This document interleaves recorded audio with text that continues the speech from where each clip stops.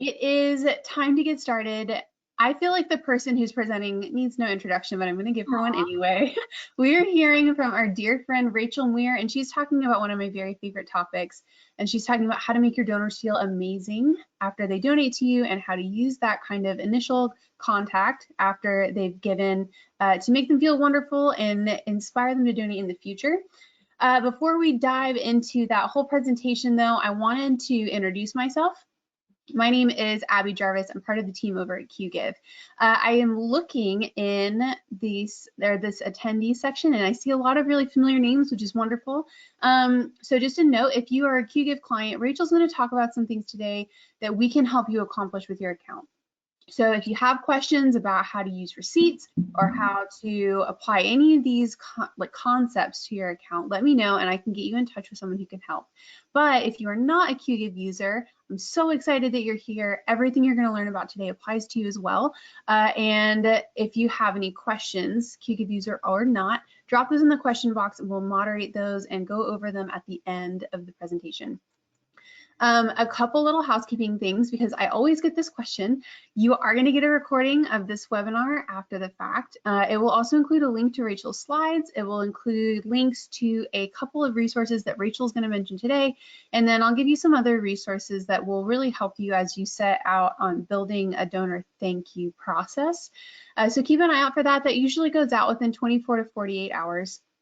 If you are a Twitter user and feel so inspired, you can join us over there.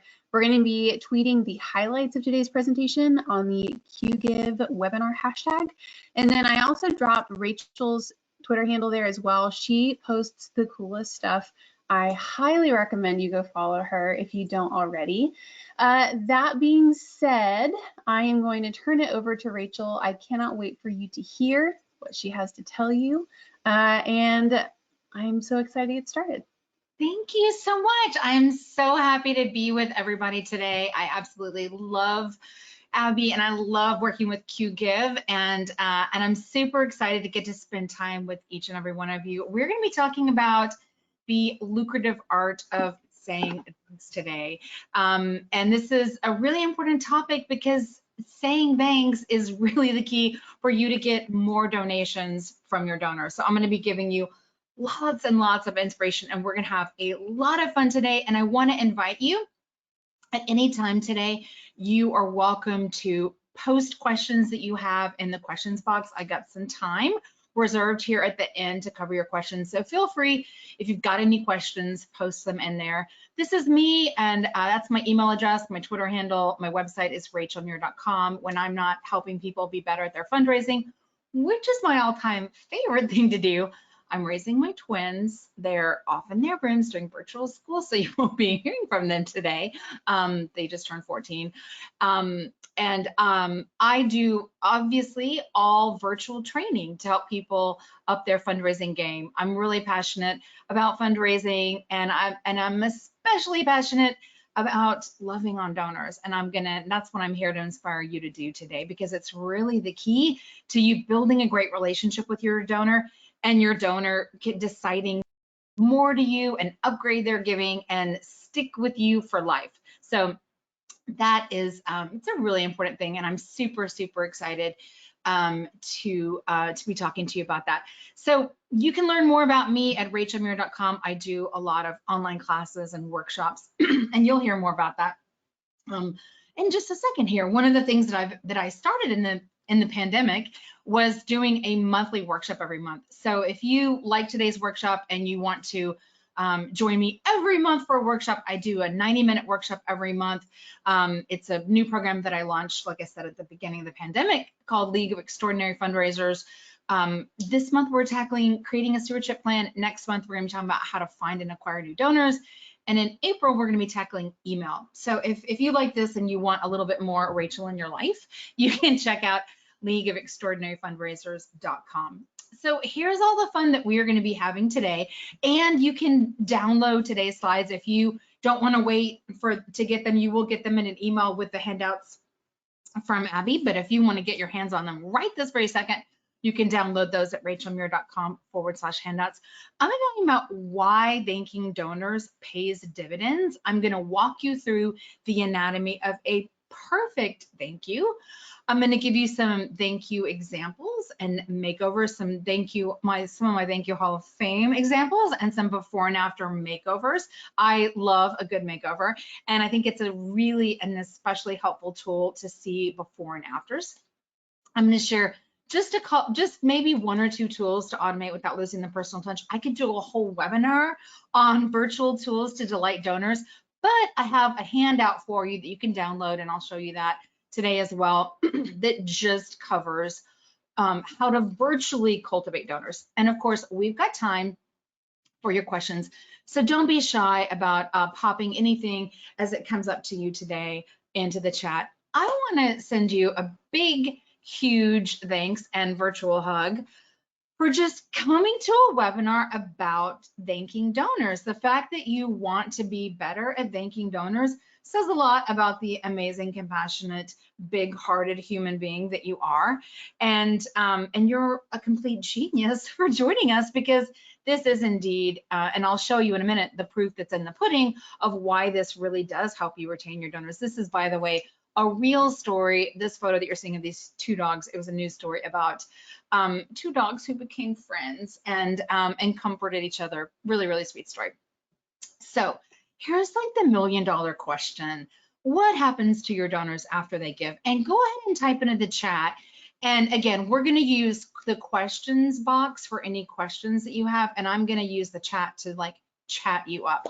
So I'm going to start by chatting you up and asking you, type yes into the chat if you have ever mystery shopped your own organization, meaning you made a donation to your own organization just to test the thank you process and see how fantastic it was. Just type into the chat if that was you, and hit it to all if you actually have done that. Just type that into the chat. I hope that you have. If you haven't ever done that, I encourage you to go online to your nonprofit website and make a donation and see what happens to your donors after they give, because the donor experience is a pretty bad one. I was reading a book by my friend Lynn Wester, The 4 Pillars of the Donor Experience, and more than 80% of donors, according to Lynn, say they were never told the outcome of their gift. There was a study that was done a few years ago by N10 that over 20% of donors were never thanked, but 80% of donors say they were never told the outcome of their gift. And this is really important. I want you guys to thank your donors, but I also want you to circle back to your donors and tell them how their gift made an impact. Tell them what changed as a result of their gift. So it's called the Virtuous Circle, and we ask our donors and we thank our donors. And the third part of that circle is that we report back and we tell our donors how their gift made a difference. This is job number 1 in fundraising, because this is really what motivates donors to give. So I'm going to invite you to type into the chat, and I want you, we're going to play a little game here, and I want you to give yourself 1 point for each type of communication, and be sure and type it to all. And let me know, Gabby, if I'm giving people instructions right, if they should be type it into the chat and then everyone can see it. So some of you are, I don't see a chat. I think a lot of people are needing to use the question box. Use the questions box then. Sorry, use the questions box and give yourself 1 point for every. Okay, yay, Amy has given herself 7 points. I'm really proud of Amy. Erin's a 4, so type in and let us know where you're at. Oh, I had a 6 in there. I had a 3. Colleen is a 7. Way to go. Valerie's a 7. Way to go. Okay. If you are a 3 or 2 or 1 or something, don't go beating yourself up, okay? It's okay. Everybody starts somewhere. This is your chance to do more of these things, okay? If you're a 7, if you're 8, kudos to you. Way to go. I invite you to take a little photo of this slide here and challenge yourself to do more of these things. So that you can keep your donors and upgrade your donors and keep your donors loyal for life. But But of all of these are really important. And if you aren't clear on what you're doing and you want to get better at doing this stuff, I invite you to download today's tools. Join me for more. Later this month, we're going to be dedicated 100% to developing a stewardship plan. And a stewardship plan is really an organized, it's established business rules that an organization adopts, where they make a commitment to do these type of post-gift communication pieces to cultivate the donor relationships. In the event that you're listening to this and saying, what in the heck is a stewardship plan? What is she talking about? So we're going to do a little poll here. I'm going to be fancy schmancy, and I'm going to click launch on this poll and invite you guys to take the, all right, well, I'll let Abby launch the poll. How's that? Is that okay? Okay.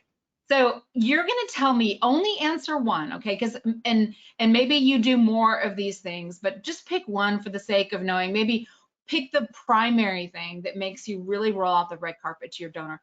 Please be honest. The goal of this is to be honest. We don't know how you're voting, but I think that it's helpful for people to see what they're doing versus everyone else, which is why I've turned this into a poll. So it looks like a lot of you guys roll out the red carpet when donors make a big gift. It looks like about 56% of you, and about 31% of you roll out the red carpet based on your donor's loyalty. So kudos around the loyalty.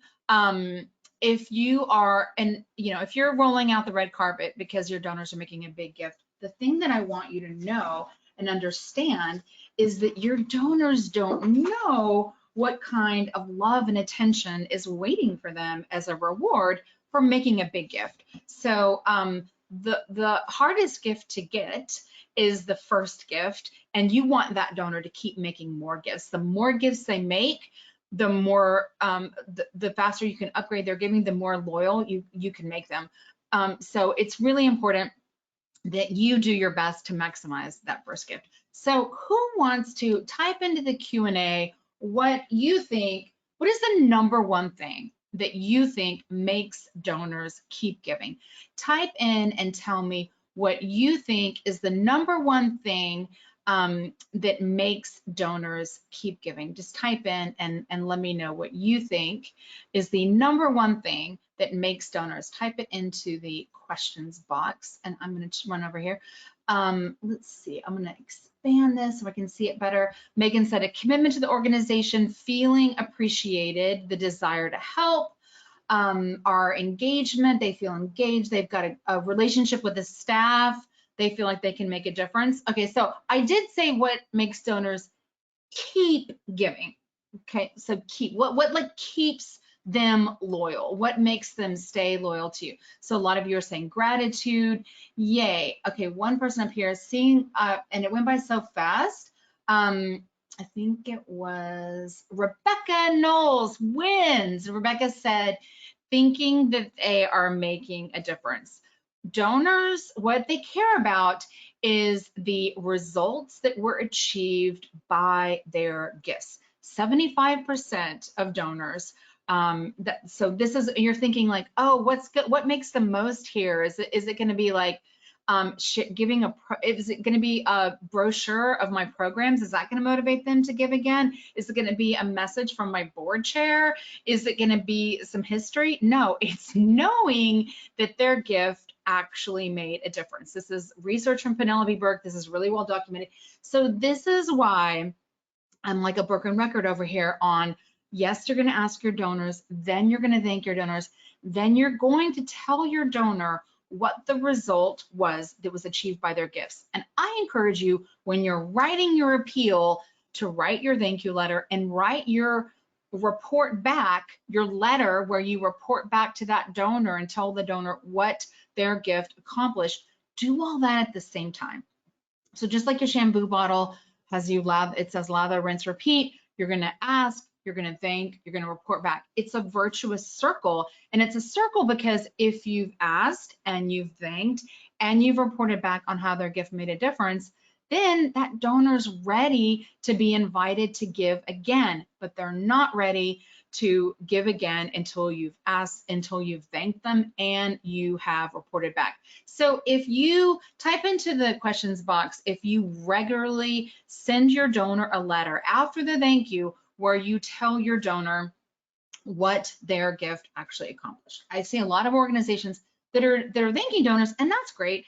But we need to tell them how their gift made a difference. And if you're wondering, is this really going to make a difference at the end of the day? I talked about first-time donors a second ago and how it's really hard to get the first-time gift. And it's really hard to keep those first-time donors, which is why thanking your donors is so lucrative and so important. And this is one study.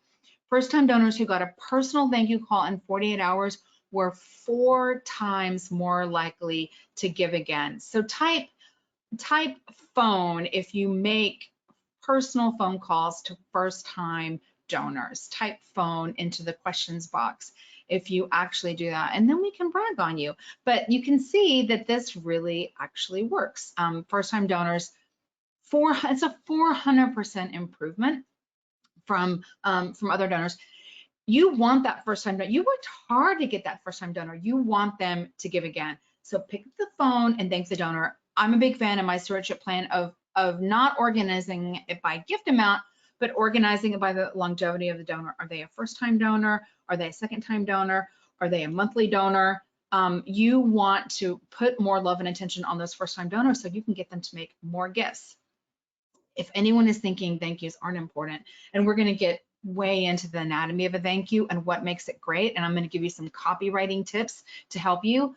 Donors have a better recall of the thank you than the appeal that generated the gift. We're getting ready to do our taxes, right? So type yes into the questions box if you save your receipt letters from the charities that you give to. I know I do. So this is an important piece that I'm bringing up here, because that thank you letter, it has a longer shelf life than you think, because a lot of donors like me put it in a file with their taxes. So they're going to hold on to it. You've got an opportunity to really say something great, and I'm going to help you do that today. Your goal here is to move these donors from making that first gift. Most donors who make a first-time gift aren't going to give again, but if you can just get them to make 2 or 3 gifts, or ideally a monthly donors. Monthly donors are a very loyal bunch. Chuck Longfield, the chief scientist at Blackbaud, refers to them as the last land grab in fundraising, because typically people who make monthly gifts will only choose 2 or 3 charities to make monthly gifts to. So they might give to many charities, but they're only going to choose a couple, 3 max, most donors who give monthly. There's going to be a short list of those who actually regularly give to charities. So it's and monthly donors are very, very loyal. So your goal in getting that first-time gift is to upgrade it. Thanking that donor is the best strategy that you can use to make that happen. So just in case there's any naysayers out there and you need a little bit more proof, this is an actual Planned Parenthood stewardship piece. They did an email stewardship. They did a split A/B test. If you don't believe that this works, split A/B test. Call half of your first-time donors and thank them, and don't call the other half, and see how those people are giving in 6 months or 12 months. If for any reason you don't believe me, you can do the studies yourself. But this is an example from Planned Parenthood. They did a simple email stewardship piece before they sent out their renewal. Those who got the email gave $45 more than those who didn't, and that was a 67% increase in giving. So if you think that thanking donors doesn't matter, it matters, and it actually matters a lot. So I've shown you some research, and I'm going to share an anecdotal story. And I know this story from my friend Lynn Wester, who was working with Cook Children's Hospital in Texas. And she was working with them, and they had an experience where they got $3.17 mailed to them with a note that said to help the other kids, and it had a name on it, and it had a return address. Cook Children's Hospital handled this gift as they would handle any of their gifts. They sent a thank you letter. a nice thank you letter. They included the gift information, thanked them for making the gift. I think they also sent a card. They thank every donor regardless of the gift amount. About a month later, they got a letter and a check in the mail. And the letter said, a few weeks ago, my son Max made donations to many different children's charities, including yours. I want you to know that yours was the only charity that sent a thank you to Max. And as an expression of my gratitude, please find enclosed $100,000. He sent $100,000 check. So if you're thinking, I just got goosebumps. If you're thinking this, I don't know, this doesn't really matter. If it was a small gift, I mean, this was like a kid who was like cleaning out his piggy bank, making donations to help other kids through charities that were serving children. If you think this doesn't matter, it really does. And if I asked you, I mean, be honest, probably most people would say, oh, the fundraising copy. And I mean, you're going to spend time on fundraising copy. You want to get it right. I totally get it. It's stressful. You stress about every word. You stress about your opener. You stress about the ask. I totally get it. But just remember that your donors hold on to that thank you receipt, and it has a longer shelf life than you may be anticipating. So I know that you're using the Q&A box and not the chat, but I'm going to invite you to, I'm just going to ask you a few questions, and I'm going to invite you guys to type your answers into the Q&A box. Yay! Sarah's got goosebumps too. Bridget said, I'm overthinking the impact. I struggle with saying specifically what a $25 donation will do. So that's a really great question, Bridget. So you're welcome to give us a little bit more information, and we can dig into that a little bit more into the Q&A box.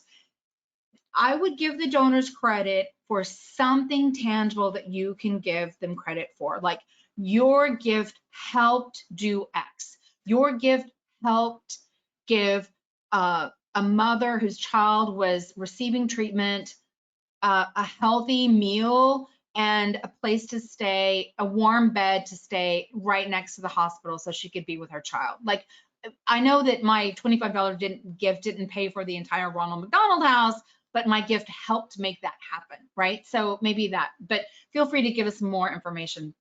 Okay, so you guys are ready to play this game? Type yes or no. We call to thank all first-time donors. So if you do that, you're like my fundraising rock star, and I'm super proud of you. So yay, Dulce Vida is here. Carol says a new monthly donors get a thank you every month. That's great. We call or email in response to every gift we receive. Awesome. So Christine Thompson, Karen and Lily and Christy and Emma, Erna, I said that wrong.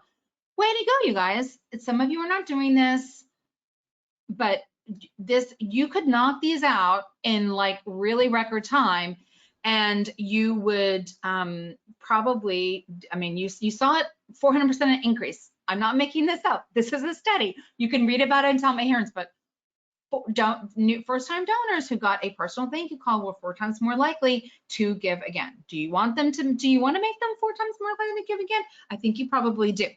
Okay, you're going to type in same or different. And the question is, we mail every donor the same thank you letter. Yay, people do, some people are using different ones. Good for you. I want you to, obviously, you need, the greatest gift you can give your donors is the gift of being known by you. Your first-time donors should get a thank you letter that acknowledges them as a first-time donor. Your monthly donors are gonna get, they're probably gonna get a slightly different thank you letter. When you think about the whole context of your thank you letters and how many thank you letters do I really need to write, what is the monumental task Rachel Muir is asking of me today? One for new donors, okay, first-time donors, and then you can basically, you've got monthly donors. If you've got monthly donors and they're getting an email receipt, I would change out that copy. I would plan to have 13 total drafts of your thank you letter, okay, one that's for first-time donors and a slightly different one each month so that your monthly donors are not getting the same exact thank you letter. You can do this. This isn't like, that's 13 pieces of communication. You got this. You can do this. Okay. So you're going to say update or no. we update our thank you letter or copy or email autoresponder with each appeal or each month. No, no. Okay, most people are like, we don't do it, but yay, Erin is doing it. A few people are doing it. Okay, that's good. I bring this up because you may have monthly donors who are getting the same exact message every month. I can tell you, I'm a monthly donor to a couple organizations. I get the same exact thank you every single month. It's getting boring. And it tells me that they just kind of said it and forgot about it. And it doesn't take a lot of heavy lifting to make a few tweaks to that. So I see Tracy in there. I have a few of my awesome members of the League of Extraordinary Fundraisers, and kudos for being here, you guys. And our November workshop, we dug into this and have a workbook as well. So if you want to love more on loving your donors with thank yous, check that out for those people that are in that program. So I'm going to walk you through the anatomy of a perfect thank you letter. And I don't know if you played Operation, if you had this game when you were a kid, but we're going to go through the anatomy of the perfect thank you letter. You've got the date, you've got who you're addressing it to, and you're using their first name. Okay, we're not going to say dear friend. Don't say dear friend. You know their name, you're going to use their name. Okay, we're going to start with a dramatic opener. If you want some ideas, I am all about giving people like low hanging fruit tips from real life. And one of my favorite organizations to follow or groups to follow on Facebook is Humans of New York, also known as HONY. If you want some ideas of dramatic openers for stories, for thank you letters, for appeals, just follow Humans of New York on Facebook. Every single photo, every single story, it always starts with a dramatic opener. Sometimes it's starting in the middle of action. Sometimes it's starting with something you're really not expecting. That's just a life hack for your copywriting. Start following them. So a dramatic opener, really brief impact story. Okay, really brief. Maybe you can use a photo. You can use a photo in your email autoresponder thank you as well. Ideally, this is a close-up image where the subject is looking directly at the camera. Talk about who was helped. One person, one animal who was helped. Okay, like what is my gift doing? How did I help? Thank them for responding quickly and share how their gift is going to be used. Later, you can see why I'm a big fan of writing your appeal, writing your thank you letter, and then writing another letter. Maybe you send that 2 weeks later, maybe you send it a month later, that just tells them how their gift made a difference. So these things are kind of like, I gave my gift, oh, here's how your gift is gonna help. And then a month later, it's, wow, look what your gift did. Okay, hopefully that kind of sequence makes sense. But this is the anatomy. An opener, don't start with thank you on behalf of the students, the composers, and the board members of Children's Chamber Orchestra. Thank you for your gift.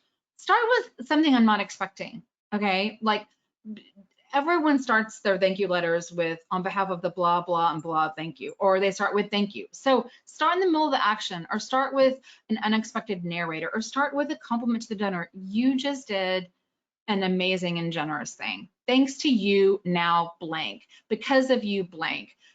Your big heart contributing to blank says everything there is to know about you. What you say in here, like what you say your gift is, how the gift is going to be used, that should match up with what you ask them for. Okay, so whether you're doing a spring appeal, an end of year appeal, you told them about a specific need. So this is your time to reflect on that need in your thank you and when you report back to your donor. So I'm continuing, the rest of this letter.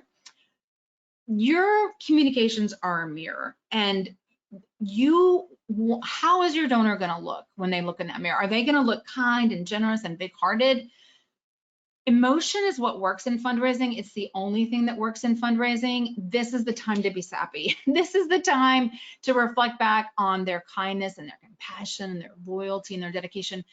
This is also a time during COVID, and it's so, Abby and I were talking about this at the beginning, I thought things would be better now, right? Now there are these strains that are even more contagious, but I've been saying this since the beginning of the pandemic. You have an opportunity to say the fact that you're choosing to make your gift now at a time that is so worrying and stressful says everything there is to know about your kind and compassionate heart. Everyone on this call could totally steal that line of copy. But what I said there was just one more example, just one more way of saying what a beautiful, kind, and compassionate heart they have. And if you remember, when we started our awesome time together today, I had a cute little slide. It was a little grainy because it was taken from a news story of 2 dogs hugging. And I gave you this compliment. And I told you what a kind and big-hearted person you were for choosing to spend your time coming to a webinar about thanking donors. So you probably didn't pick up on that, but this is just, there are lots of opportunities for you to reflect back on how kind they are. And this is the time to do it. This is the time to do it. You can tell them when they are going to hear from you next. You're going to hear more about how your gift is making a difference in our monthly newsletter, or you're going to hear more about how your gifts are making an impact in our print newsletter, whatever it is. Tell them when they're going to, let them know what they can expect. I'm always here. I'm a big fan of you putting your business card in with this letter. I'm always here. Call me, email me if you want to set up a visit, a virtual visit to see your donation work. You could put a link in there to like your Calendly link to your calendar for them to book a visit. You can use a mission infused closing, like for the love, if you're an animal care organization, for the love of animals, for the love of cats. If you're a music organization, for the love of music. Your signature, ideally this is printed, or if it's digital, it's scanned. This could also be an email, okay? Email can be a little bit shorter, but you can use this template for an email autoresponder as well. The PS is something that our eyes naturally skim to. So you can leverage that PS to be a special exclusive invite, a reminder that you're here for them. It could also be a link to a quick survey to find out more about them, like 3 questions. I call that's referred to as a micro survey. Can also reinforce the ask. Always put your business card with your letter. And yeah, you don't see this in here. You can, at the bottom, you should have like the date of the gift, the amount of the gift, and your tax ID number. Okay, that is, if you put that in this letter, then they will likely keep this letter, save this letter with their taxes. So let these 2 things do the same thing, okay? Let it thank and make the donor feel great, and let it also have the tax information that you need in there is the date of the gift, the amount of the gift, and your tax ID number. Put that in there as well. You can put that in the PS. You can put that a little bit later. That didn't make it into my slide here, but that goes in there as well. So all of that as an anatomy of a perfect thank you letter. Don't just thank me for for my gift. Thank me for who I am. Again, I mentioned this earlier, but your communications are a mirror to your donor. How am I going to look in that mirror? Am I going to look, if I look like the big-hearted, kind, compassionate, thoughtful human being that I want to be, I'm going to feel good about myself, and I'm going to be motivated to continue to give to you. And then if you send me a letter a couple weeks or a month later and you tell me a little bit about the amazing impact, the results that my gift made, then I'm really going to be loyal to you, and I'm really going to be excited about how I can help and how I can support you. I love Tom Ahern. I was actually just watching a webinar that he did earlier today. So you can use this for free, bloomerang.co/Ahern audit. This is a completely free tool. And what this will do is 2 things. It'll show you how many times you're using you words versus organizational centric word like we and I and us. You want to use twice as many yous as you use organizational centric language. So double the donor centered. It'll also tell you what reading level you're at. You want to shoot for like, this is an 11th grade reading level. You want to shoot for like 6th to 8th grade reading level. You want this to be easy to read. You're great. And Abby and I are here cheering you on. But donors don't give to you because you're great. They give to you because they're great, and giving to you allows them to realize how great they are. You don't need the credit, you need the gift. So when you're thanking your donors, you need to give them credit. Remove yourself as the middleman, put them front and center. Thanks to you blank, because of you blank. And this is, I mentioned this, you still have this opportunity. Sadly, we're still here, and sadly it's getting worse, right? Because we've got new strains that are more contagious. This is one more opportunity to show the donor just how kind and generous they are, is thank them. You know, the fact that you're giving now says everything there is to know about the kind and compassionate person you are. So I'm going to show you some thank you makeovers, and I'm going to let you type. I'm going to invite you to type into the questions box and tell me what you think about some of these. So which thank you makes you happier? You've got one sentence. You've helped us continue our mission in a meaningful way. And then you've got this other sentence over here. This other, it's like some very, very short sentences. So type in short or long and tell me which one into the Q and into the questions, which one you like better.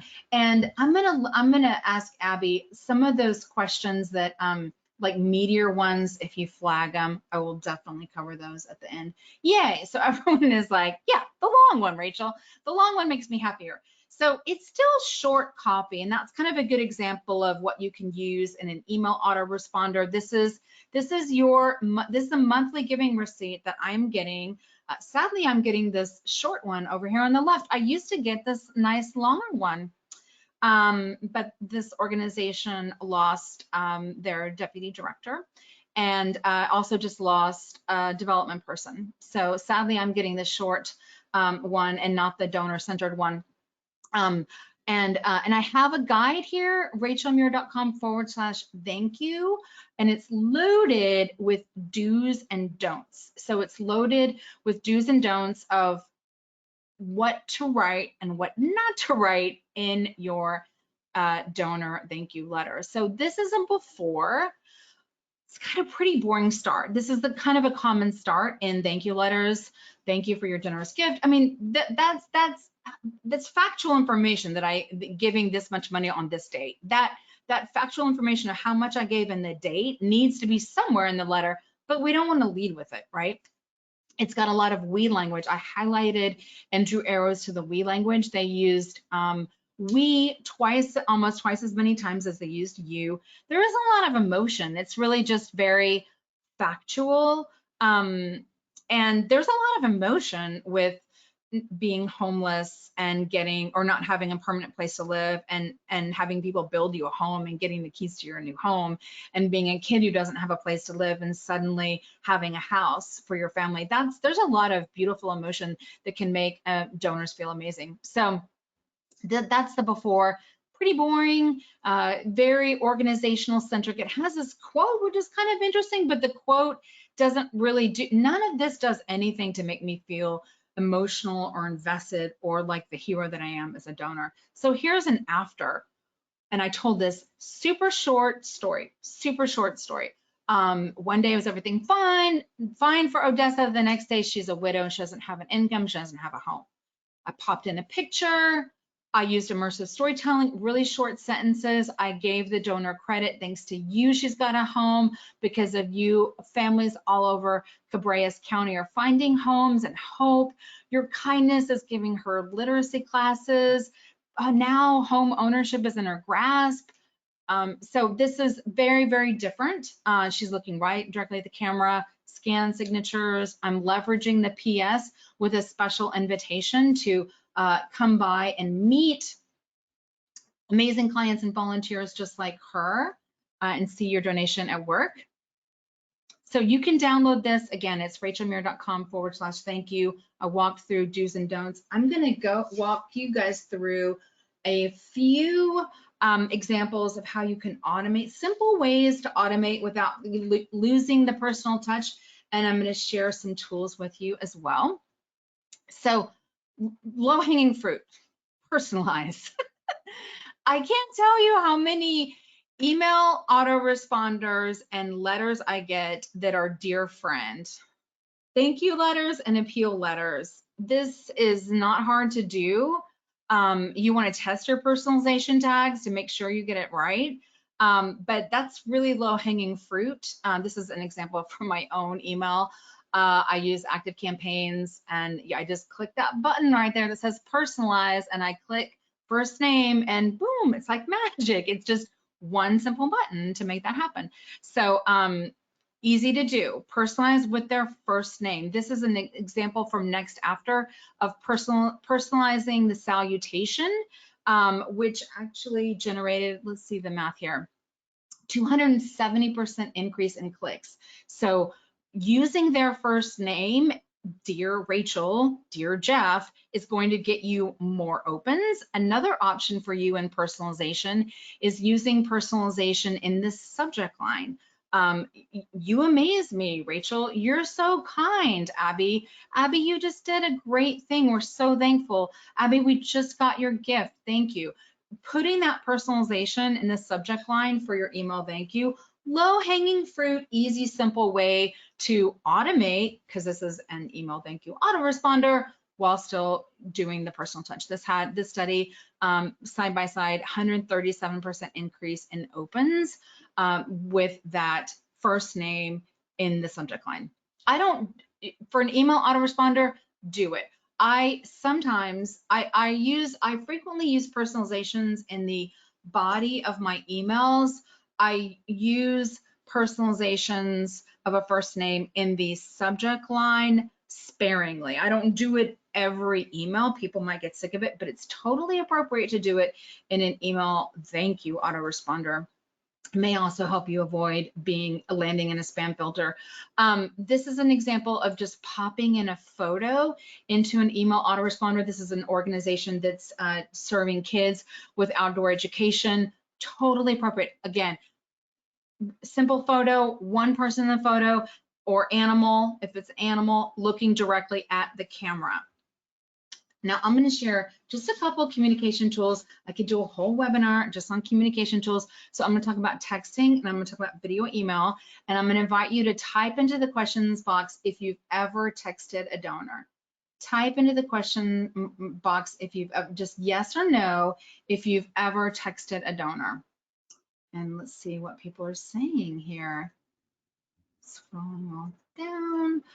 Okay, well, I'll let you guys type in and tell me, and I'll respond as I see that you have responded if you are texting donors or not. Okay, Kelly does, Natalia does. I'm getting a lot of no's, but Ryan does, yay.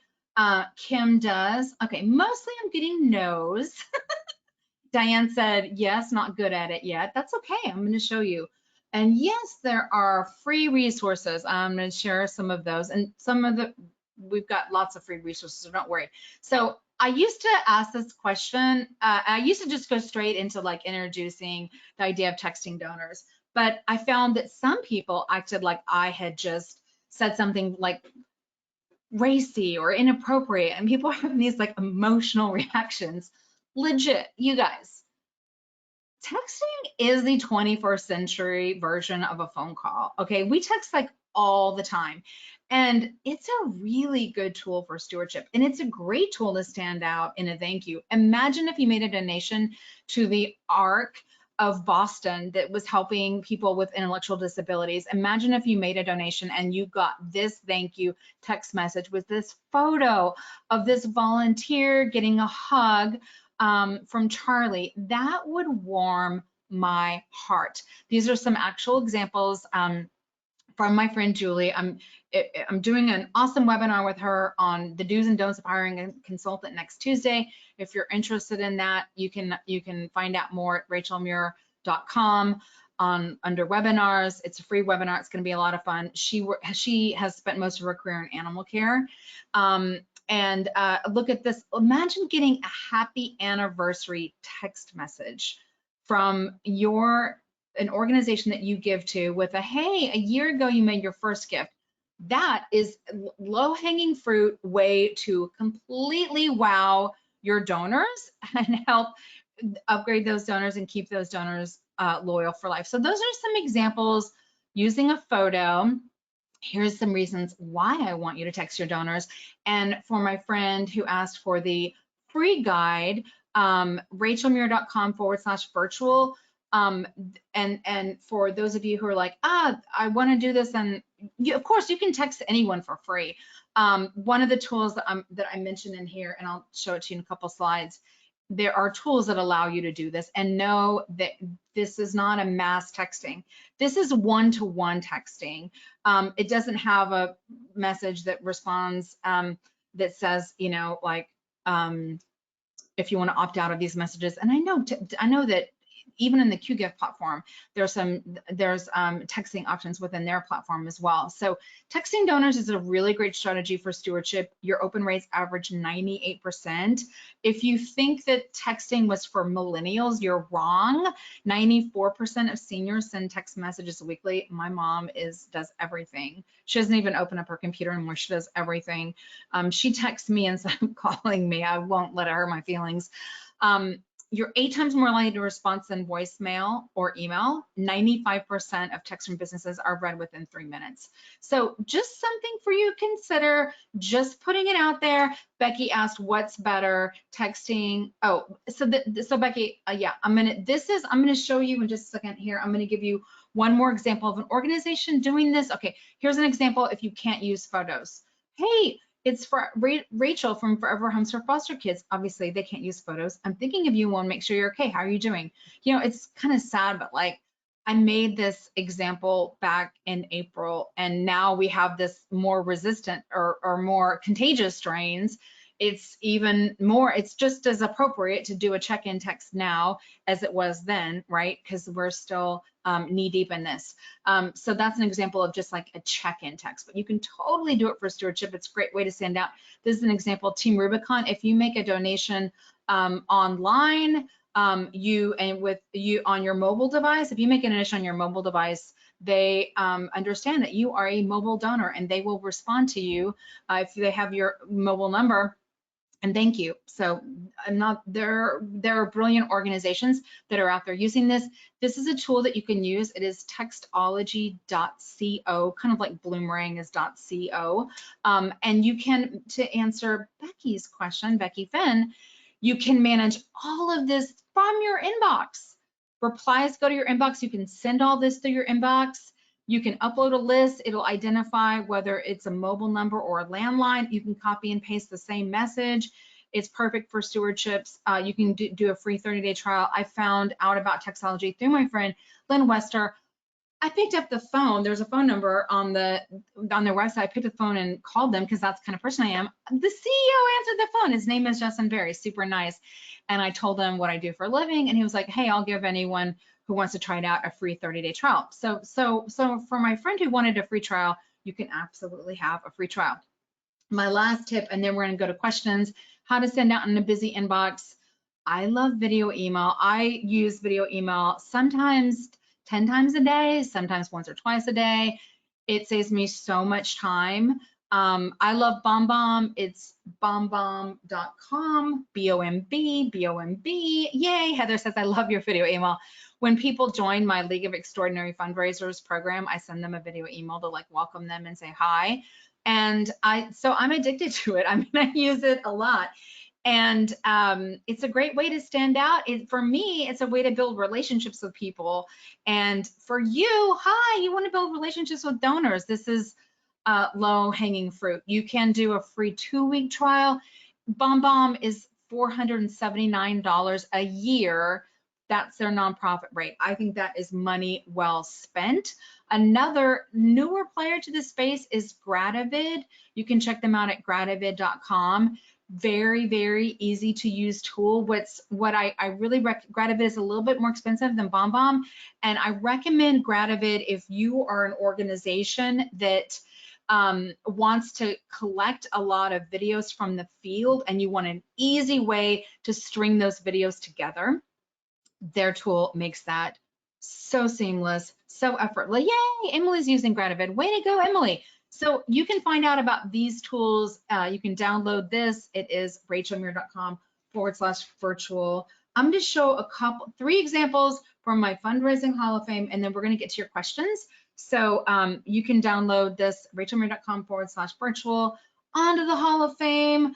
this is actually not a real, I made this up, but I wanted to make up a really, really, really good thank you for a first-time donor. So please feel free to steal this. I'm overjoyed to see such a generous first-time gift from you, and I'm honored to welcome you into our donor family. The greatest gift you can give your donors is the gift of being known by you. If this is their first gift, and I know there's going to be a few of you on this call right now who like, oh, well, I'm sorry, we had this database situation. We lost our data. I don't know who's a new donor and who isn't. I'm sorry, and that sucks. You won't be able to take advantage of this. People who do have clean data will, and I'm sorry. So I want to acknowledge that in case someone is asking that question right now and I'm just reading your mind. But steal that first sentence. Everybody steal the sentence who knows who first-time donors are or has the ability. I'm overjoyed to see such a generous first-time gift from you, and I'm honored to welcome you into our donor family. And at the bottom down there, you can see this donation receipt, the organization name, when the gift was received, the gift amount, and the tax ID number. So that's like the boring part, but that needs to be in the letter. But you don't have to lead with that. You can just put that at the end, but that they need that to keep that for their tax receipts. I got 2 more examples, and I'm going to be covering your questions. This is an example of a donor-centric monthly giving receipt. I love how they have a photo in this email receipt, and I've underlined all the times that they used you, and I put big arrows next to the time that they described me as having a kind heart or a big heart. So this is an example. When I get my donation receipts for my monthly gifts, I get it and I read it. And for some organizations, it is I'm telling you, for both the organizations I support right now, it's the exact same message every single month. It's the exact same message. I do wish that they would change it. One organization needs to make it a lot more donor-centric, but I would change it up just a little bit. This doesn't have to be like a 600-word essay. Short is fine. This can literally be like, 3 paragraphs, and the paragraphs can be like 1 to 2 sentences. But I would change it out so that you don't. When I see that exact same copy every month, I'm like, well, they don't put any energy into this. I gotta brag on Ryan. I don't know if Ryan is here from Shepherd's House. I love Ryan and I love Shepherd's House. I made a donation to them last May as part of a webinar, a training that I was doing on. I think I was doing it with QGive, and it was on how to convert more online gifts. I made a donation, and this is the thank you that I got back. Nice stationery. I love how he like underlined thank you. He drew a little happy face. He's giving me an arrow to flip my card. He put little underlining in red. He gave me his card. He wrote a note on the back. I recently made another, well, I think I just got a call out of the blue. I don't think I'd even made a second gift yet. I just got a call out of the blue from Ryan just thanking me. Just, hey, it's calling you to tell you how much we appreciate your donation. Warms my heart, warms my heart. Okay, I'm gonna dig into your questions and scroll through those, and pretty please, sugar on top, if you don't mind like flagging some. If you're interested in finding out more about the program that I mentioned earlier, that's where you, where come back questions. Okay, I'm gonna open up my questions box here, and I'm gonna scroll through these fantabulous questions that you guys have. So here we go. Okay, I'm just gonna, give me 1 second here. I'm gonna make it as big to read it. Lenore asked, who should make thank you calls to donor, volunteer or staff person? I would have a staff person make the calls, but you can have a volunteer do it too. All this stuff, I don't want you guys to overthink it like a kid trying to go down the slide on a playground. I don't want you to overthink it and like paralyze yourself and not take action. You do the best that you can do. If it's a staff person, I think that's great because they could enter in the information to the database. If your staff person's too busy and you've got a volunteer who's great and you've given them a good script, in your script, in your thank you script, you need to be warm, you need to be personal, you need to sound like a human being. You're going to get voicemail most of the time. So you want to also include like more information if someone wants to, call you back, but you're going to get voicemail. So have a nice, short, brief script for them to go off of. You could even hire a telemarketing agency to do this. If you are too busy, if you don't have staff and you don't have volunteers, there is, oops, sorry. There is nothing stopping you from hiring a telemarketing firm from doing this. This is where you can download the handouts and both of those guides. And I'm just going to scroll through these here and look at more of your questions. Karen asks, so often donors don't include their phone number or email with their gifts. Any advice on securing those? You are going to have to do everything that you can to get more information about your donors. This includes giving your donors a reason to give you their email address, like maybe there's something they want. Maybe it's a Boys and Girls Club and I can download like fun like a homemade holiday ornament recipe to make with my kids for the holidays, and I enter in my email address to get it. Like, think about what content do you have on your website that someone would be willing to give an email address to get.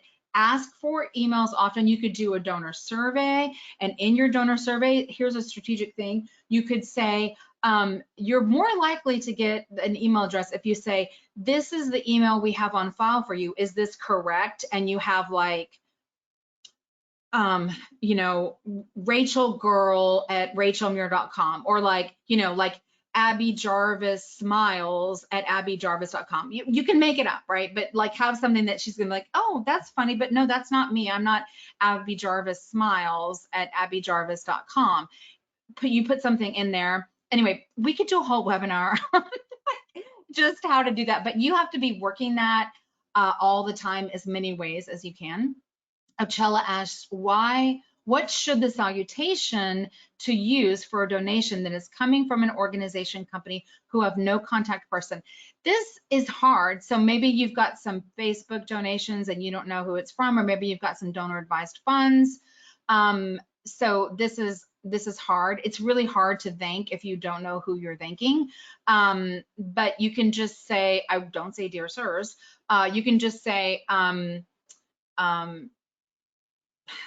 that is a really good question. I'm going to invite Abby if there's anything she wants to say. So you could say, yeah, I mean, I guess you could say dear donor. I'm curious here. You've got it's coming from a company, but there's if you've got a donation from a company, Ochella, you can find out who their community affairs person is, who's in charge of that, or you could send it to the CEO. If it's from a company or an organization, you should be able to figure that out. If sometimes, in rare times, like Facebook donations, you're not going to be able to find out who made, and many times who made the donation. So you won't be able to. But if you got a donation from a company and you want to build a relationship with them, I would consider contacting them to find out. Sometimes you won't. Like sometimes you might get a donor advised fund donation and they won't release the information. You're going to get a donation from Fidelity, and you might call Fidelity and they're going to say, I'm sorry, we can't do that. It's private. And there's nothing you can do about that. It's private. They're respecting the donor's privacy. So sometimes that happens. So yeah, I hope that was helpful. Let's see. I'm scrolling up here. Jennifer, I don't know. Okay, that's not a question. That's more of a comment. I was going to chime in. A couple of people are asking, so a lot of people are saying if you get that kind of donation where you don't know who the donor is or you don't have their name, people are asking if it's okay to say dear friend or dear colleague or something like that. And I know one thing you like to encourage is coming up with a creative salutation that has something to do with your mission, like dear animal lover, or dear, what are some ways people can come up with a creative salutation if they don't have the donor name but don't want to use dear friend or something more generic like that?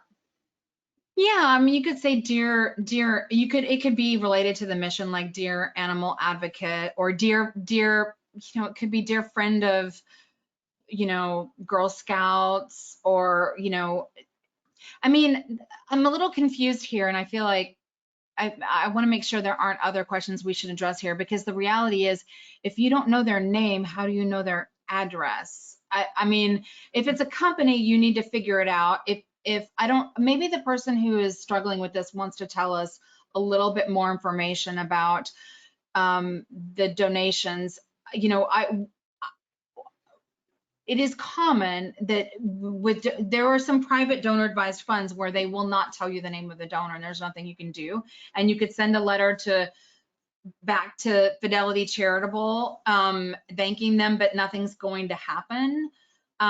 So maybe the person who asked that question wants to give us more information. But yeah, you could make it mission infused. You could just say, you know, I mean, I'm not sure if it's ever going to get to the person who made the donation. Yeah.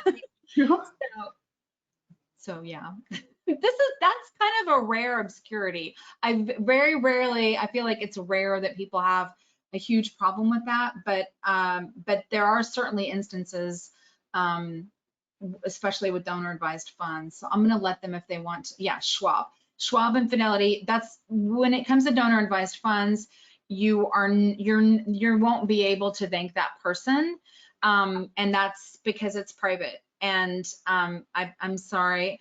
That same thing, donor advised funds on Facebook it's like a dead end wall there.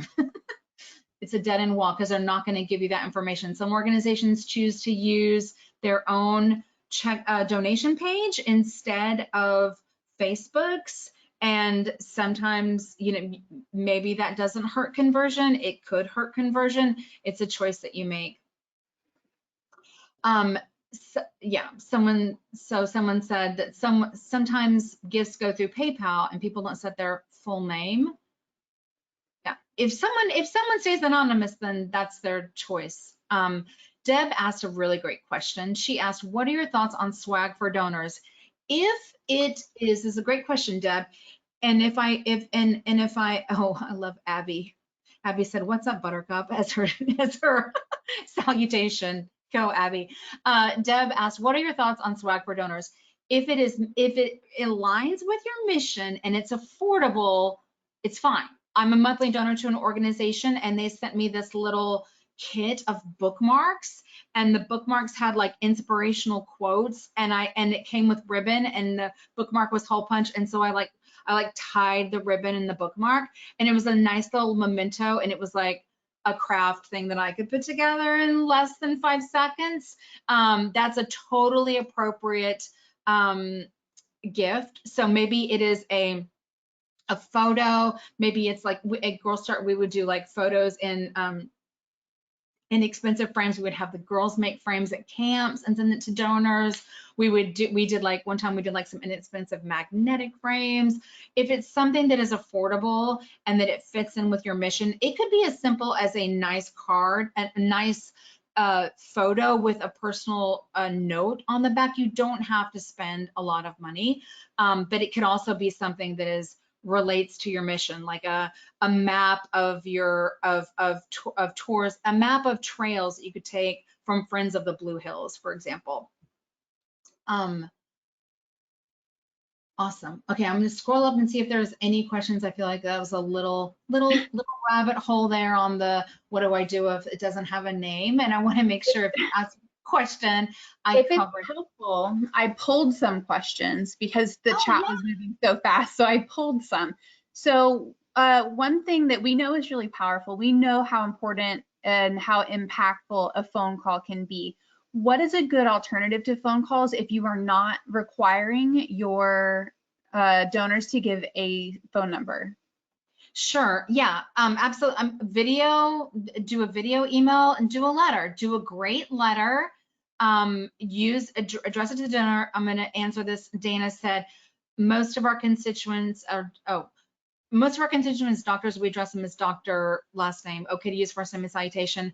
I think it's completely fine to use a first name and a salutation. I'm not a doctor and I don't play one on TV, and I don't know what's common in your industry. I don't know if doctors are like offended if you don't use that, so I would poll a few doctors to find out. But yeah, you could use video email, you could use a letter. if you may not have, I mean, I'm giving you the whole range of like loving on donors, from sending them a video email, sending them a thank you text message, sending them a letter, making, you know, those are a phone call, those are 4 different things. But I realize if you don't have an email, you can't send them an email autoresponder, and you can't send them a video email. But if you have their phone number, you could text them a text thanks, and you could, and if you have their mailing address, you can send them a letter. So do the best that you can with what you have. Don't overthink it like a kid on the water slide. Follow the do's and don'ts, download the do's and don'ts on what to do and what not to do. That's a really good guide to get you started. And make mystery shop your own organization to see what kind of communication your donors get. Sit down, pour yourself a nice hot cup of coffee and take some time to just look at what kind of communications are your donors getting.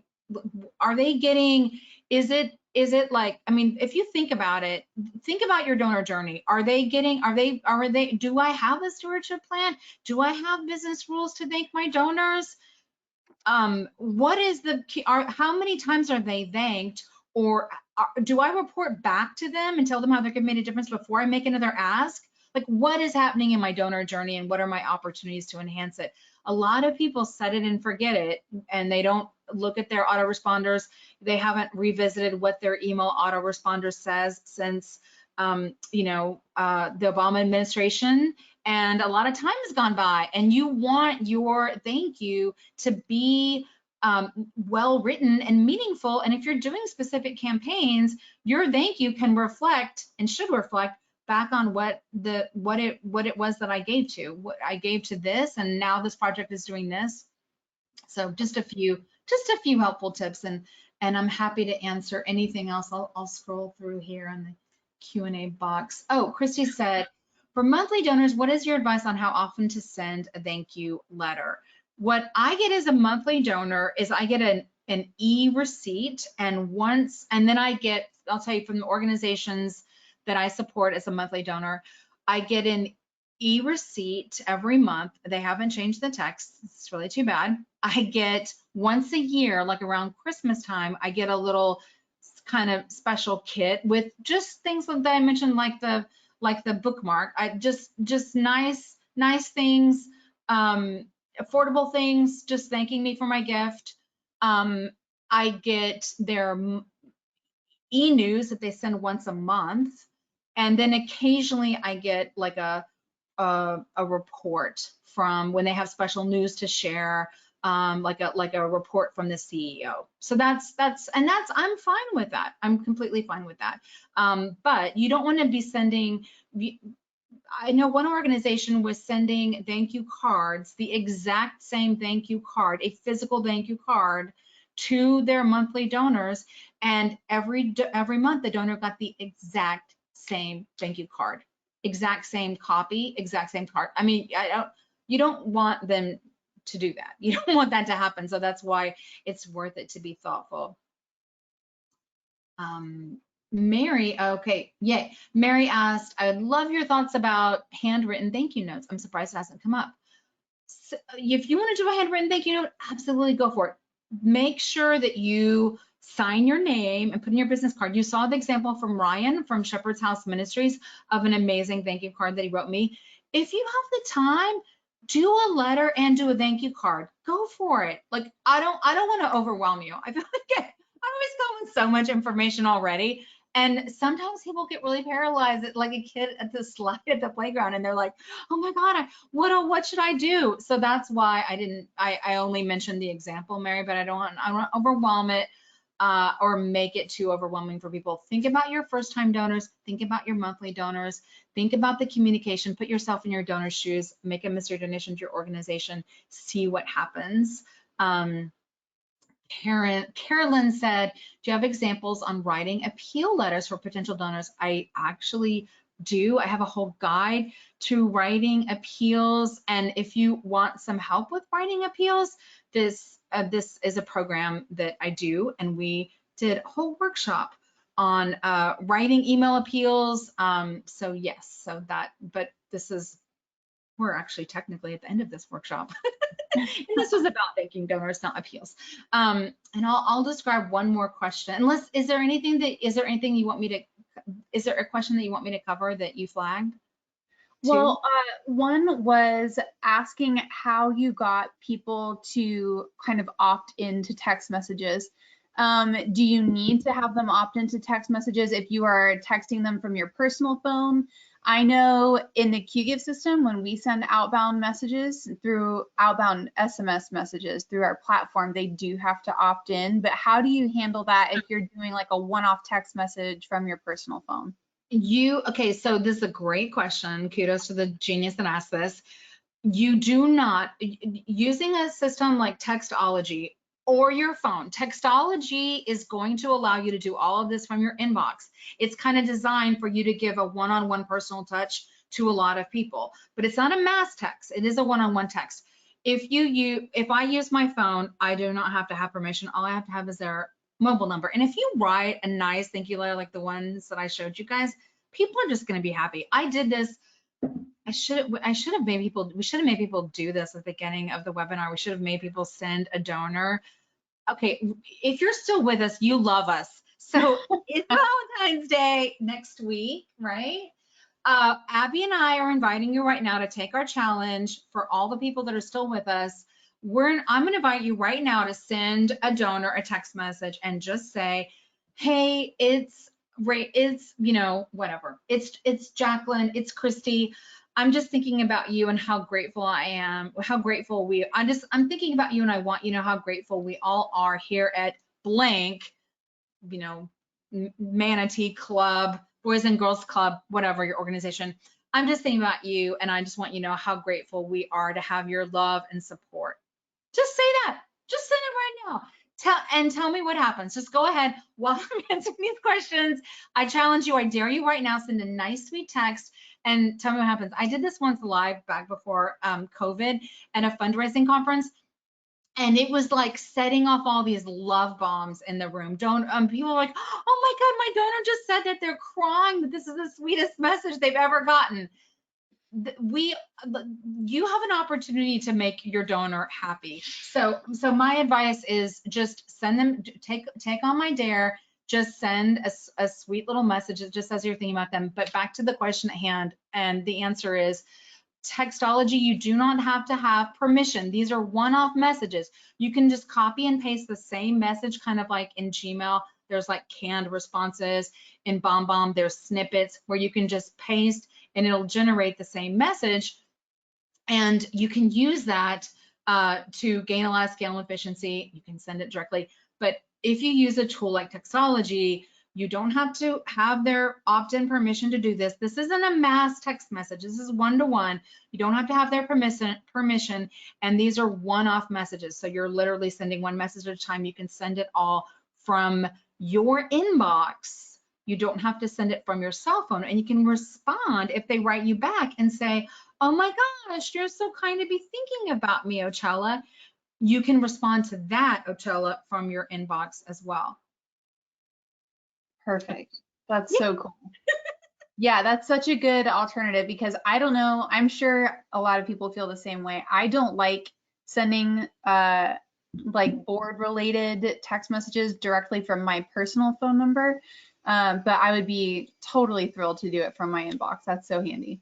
They will give you a number to send messages from, and that is the number that you will have to respond to in your inbox. And as I said earlier, you can upload a list. Patty took our dare, Abby. I'm really proud of Patty Carpenter. Awesome. You can upload a list and find out what is a landline and what is not. And don't worry, Helen, you're definitely going to get the recording and you're definitely going to get the slides too. And it's okay if you're not comfortable with texting your donors, Heather. It's totally cool. I'm here to help you push outside your comfort zone, and you can go there or not go there. It's all good. It's really all good. Awesome. Guys, you are total stars. There are still more than 350 of you hanging out with us. And I wanted us all to say thank you so much to Rachel. Rachel, you've given us so much encouragement and so many ideas. And I know I, as a board member, am being pushed outside my comfort zone a little bit. You guys are wonderful. We did get several questions that you will be happy about. Everybody who has asked me about how to get people to give you their email addresses, I have exciting news for you. Next week, I am hosting a, Susie, you're the best. So timely. That's so timely. You're going to do a webinar on that? Yes. Ephraim Gopin is doing a webinar cool. with us on how to inspire people to subscribe to our email newsletters. So keep an eye out. You will get the slides and recording from me probably tomorrow based on how YouTube is feeling today. So keep an eye out for that. You'll get an invitation to our next webinar and a bunch of the goodies that Rachel mentioned and some other stuff. You guys are wonderful. I am so happy that you hung out with us today. Rachel, it was so good to see you. I haven't worked with you since November. This made my day. And everyone, we will be in touch. Have a great Thursday. Thank you, guys.